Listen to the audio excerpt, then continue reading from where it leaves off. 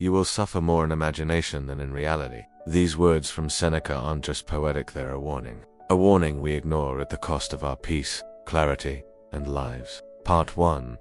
The Stoic truth we avoid. We are not destroyed by what happens to us.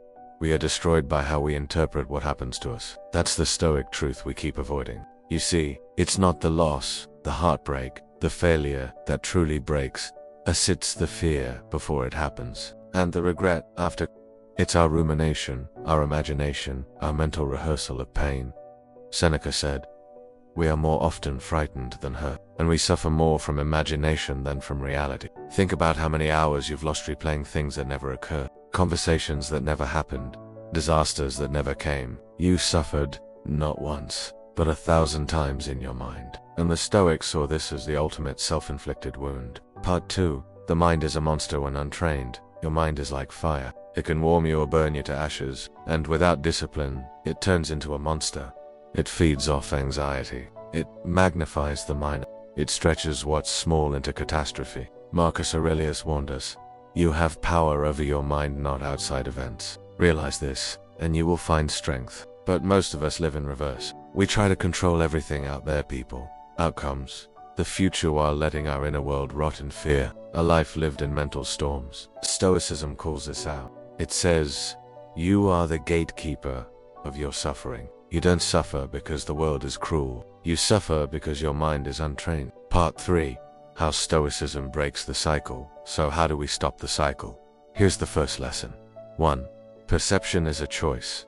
Epictetus said, "It's not things that disturb us, but our judgments about things." If someone insults you, you can choose to take it personally or not. If a plan fails, you can see it as the end or a redirection. The event is neutral. The meaning is yours to assign. 2. Don't borrow suffering from the future. The Stoics practiced something called Premeditatio Malorum, the premeditation of evils. They would imagine the worst not to scare themselves, but to rob the future of its power. If you've already faced the storm in your mind, the real thing can't shake you. 3.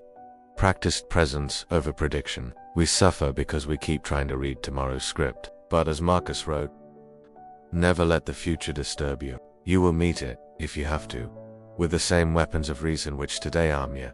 Bring your mind to now. Now is the only place where calm can exist. Part 4. Real-world scenarios. Let's apply this. Scenario 1. You're waiting for a medical diagnosis. Your mind says, what if it's serious? What if I'm dying? What if I never recover? You are not suffering from the diagnosis, you are suffering from the imagination of loss. Apply the Stoic response. Let me wait for reality. Until then, I will prepare my soul, not panic it. Scenario 2. You're afraid your partner will leave you. Again, you are not hurting from reality, but from a script you wrote without evidence. Ask yourself, is this a fact or just fear? The Stoic pauses, investigates, grounds themselves. They don't dance for ghosts. Scenario 3.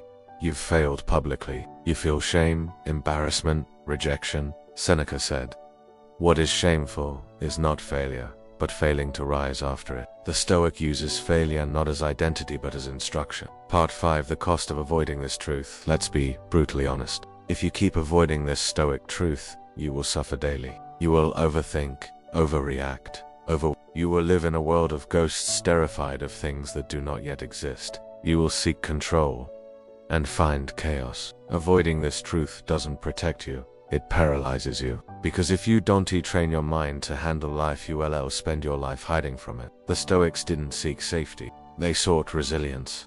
Not comfort, but clarity. Part 6. How to embrace the truth. So what do? Practice daily reflection. Ask yourself, what did I imagine today that never happened? Journal like Marcus Aurelius. Write your worries, dissect them, challenge them. Use reason, not reaction. Is this thought helpful or harmful? Train in hardship. Intentionally make yourself uncomfortable fast. Walk in silence. Delay gratification. Accept fate amor fati. Love whatever happens, not because it's pleasant, but because you are strong enough to face it. The greatest enemy you'll ever fight lives inside your skull. But here's the truth, Stoicism wants you to hear. You don't need more courage. You need less illusion. You don't need more strength. You need less fear. You don't need to avoid suffering. You need to understand where it really comes from. You are not powerless. You are not weak. You are not at the mercy of every emotion or storm. You are the master of your thoughts. You are the gatekeeper of your peace. You are the craftsman of your soul. And every day, every moment, you have the chance to return to that truth. If this message hit home, if it gave you insight, strength, or calm, then please like this video, share it with someone who needs it, and subscribe for more Stoic wisdom each week. Let's bring back ancient wisdom for the modern world. Stay still, stay strong, stay grounded, and remember, you will suffer more if you avoid this Stoic truth. So face it now while you still can.